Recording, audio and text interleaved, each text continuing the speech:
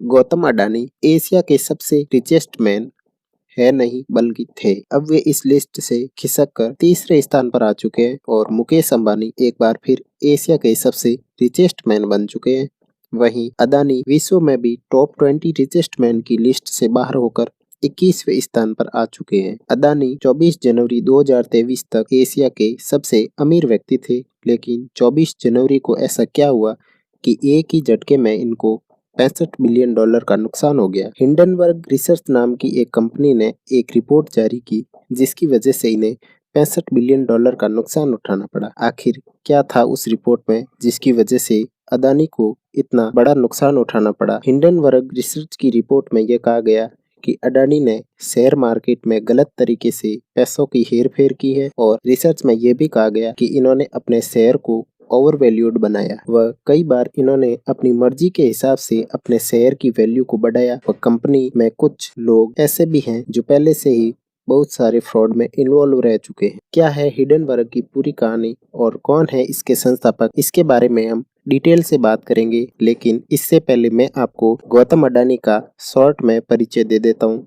वैसे तो गौतम अडानी के बारे में कौन नहीं जानता, लेकिन फिर भी मैं आपको संक्षिप्त में बता देता हूँ कि कौन है गौतम अडानी। इसके बाद हम बात करेंगे हिडनबर्ग रिसर्च कंपनी की और उनके संस्थापक की, जिनकी वजह से गौतम अडानी को इतना बड़ा नुकसान उठाना पड़ा। गौतम अडानी एक भारतीय उद्योगपति जो अपने दम पर अरबपति बने, जो मूलतः गुजरात के अहमदाबाद के रहने वाले उद्योगपति है। और बात करें इनके व्यापार के साम्राज्य के बारे में, तो ये अडानी समूह के अध्यक्ष है। अडानी ग्रुप कोयला व्यापार, तेल व गैस खोज, बंदरगाह, मल्टी मॉडल लॉजिस्टिक, बिजली उत्पादन, गैस उत्पादन व न्यूज नेटवर्क का कारोबार करता है। 24 जनवरी 2023 तक अडानी ग्रुप की कुल संपत्ति $138 बिलियन थी, जो अब घटकर $61 बिलियन रह गई है। अचानक हुई इस बड़ी उलटफेर की वजह से भारतीय शेयर बाजार की जड़ें हिल गई, निवेशक कंगाल हो गए। अचानक ही इतनी संपत्ति घटने के पीछे एक ही इंसान का नाम आता है, जिसका नाम है नाथन एंडरसन। नाथन एंडरसन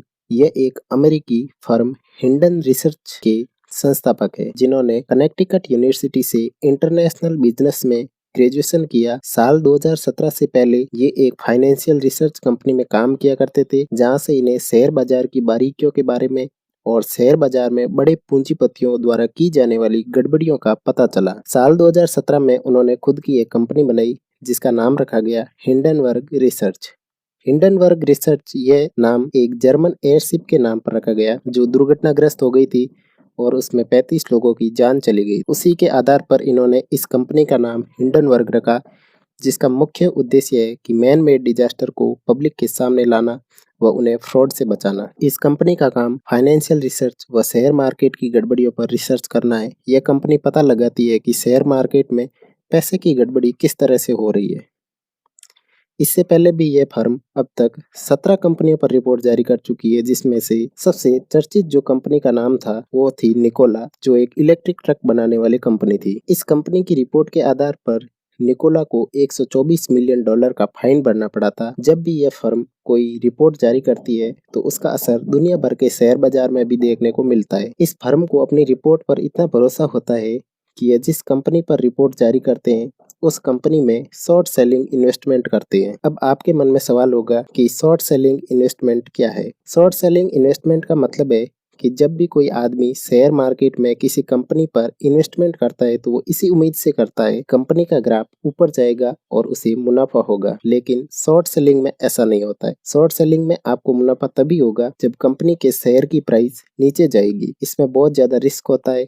अगर कंपनी का शेयर ग्राफ नीचे नहीं गया और ऊपर चला गया तो आपने जितना भी इन्वेस्ट किया है उससे 10 गुना, 100 गुना या फिर 1000 गुना तक आपको नुकसान उठाना पड़ सकता है, जिसकी कोई सीमा नहीं है। लेकिन इस फर्म को इतना भरोसा है कि हर बार जिस कंपनी पर रिपोर्ट जारी करती है उसकी शॉर्ट सेलिंग इन्वेस्टमेंट भी जरूर करती है, और इस कंपनी ने अडानी ग्रुप की भी शॉर्ट सेलिंग की है, जिसके बाद से अडानी ग्रुप के शेयर लगातार गिरते जा रहे हैं। हालांकि गौतम अडानी ने इस रिपोर्ट को निराधार बताया और कहा कि जनता को गुमराह किया जा रहा है, और निवेशकों को भरोसा दिया कि उनको कोई नुकसान नहीं उठाना पड़ेगा। देश भर में इस विषय पर चर्चाएं चल रही है। स्टेट बैंक ऑफ इंडिया व पंजाब नेशनल बैंक समेत देश के कई बड़े बैंकों ने अडानी ग्रुप को करीब 82,000 करोड़ रुपए का लोन दे रखा है। वहीं भारतीय जीवन बीमा निगम यानी LIC ने भी अडानी ग्रुप में 30,000 करोड़ का इन्वेस्टमेंट कर रखा है, जिससे अब निवेशकों को ये डर सताने लग गया है कि कहीं उनका पैसा, उनकी मेहनत की कमाई डूब न जाए। उधर सुप्रीम कोर्ट में भी